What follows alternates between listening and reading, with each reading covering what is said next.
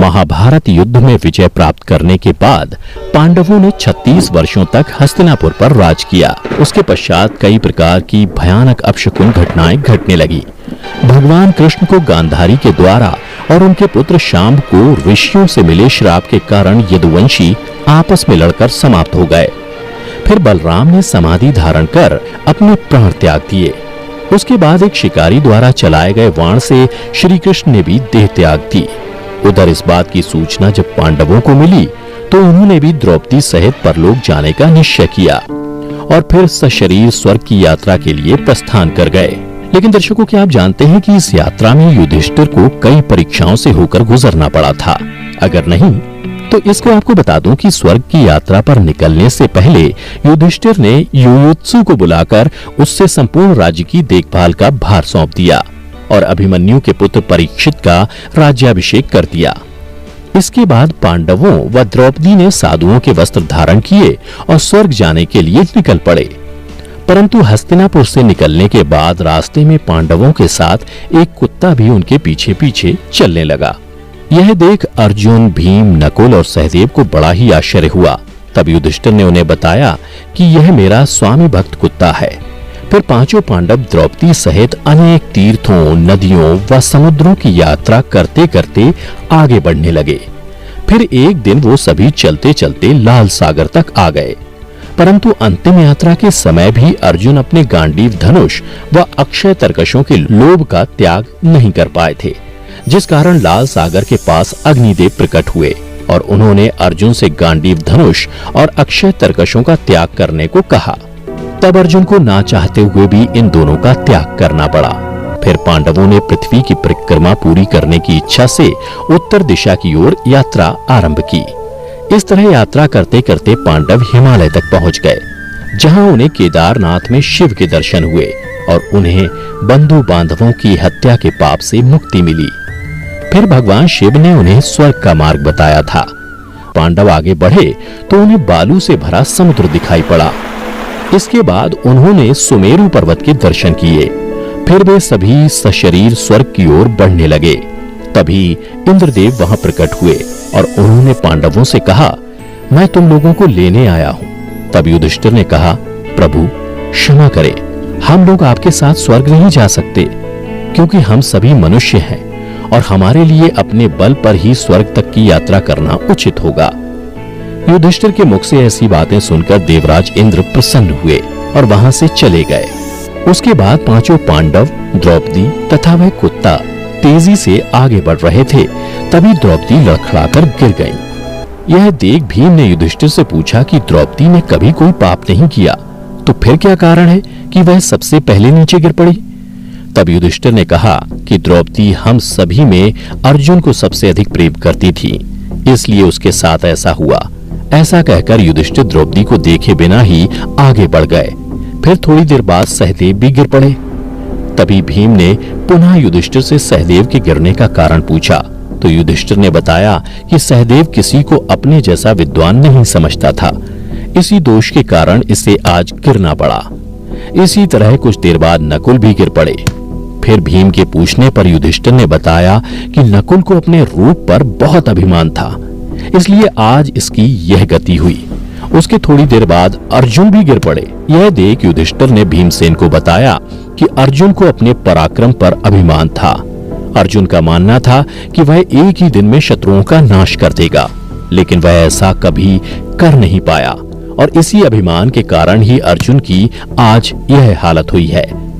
ऐसा कहकर युधिष्ठिर आगे बढ़ गए। उसके बाद थोड़ी आगे चलने पर भीम भी गिर गए।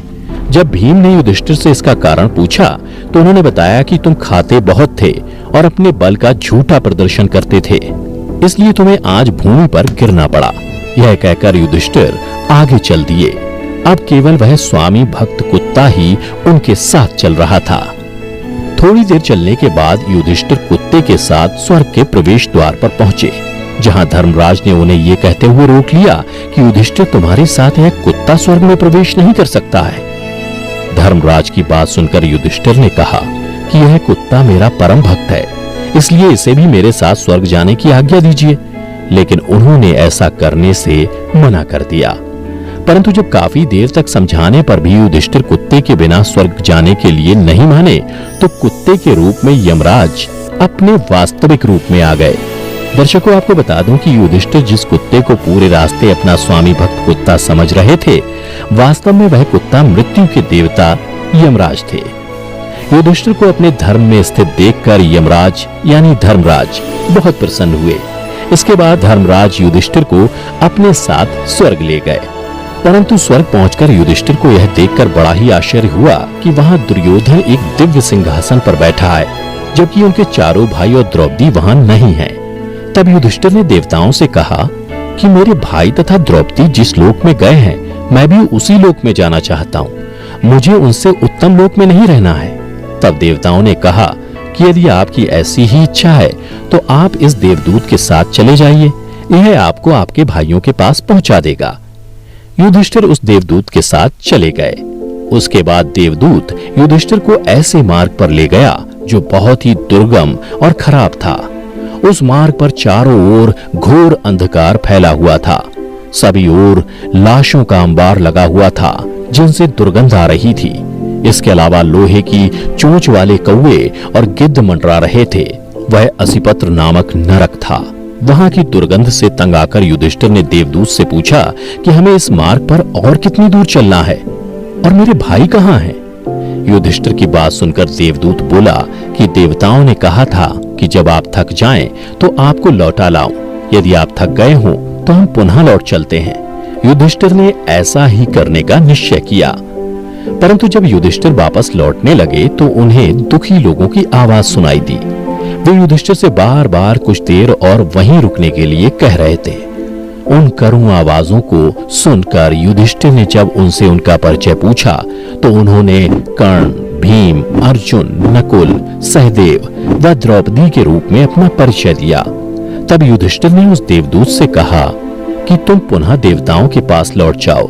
मेरे यहाँ रहने से यदि मेरे भाइयों को सुख मिलता है तो मैं इस दुर्गम स्थान पर ही रहूंगा। उसके बाद उस देवदूत ने ये बात जाकर देवराज इंद्र को बता दी। फिर कुछ क्षण पश्चात सभी देवता भी युधिष्ठिर के पास आ गए। देवताओं के आते ही वहां सुगंधित हवा चलने लगी। चारों ओर उजाला हो गया। यह देख युधिष्ठिर ने देवताओं से पूछा कि हे देवगण, मुझे पहले यह बताइए कि ये सब क्या है।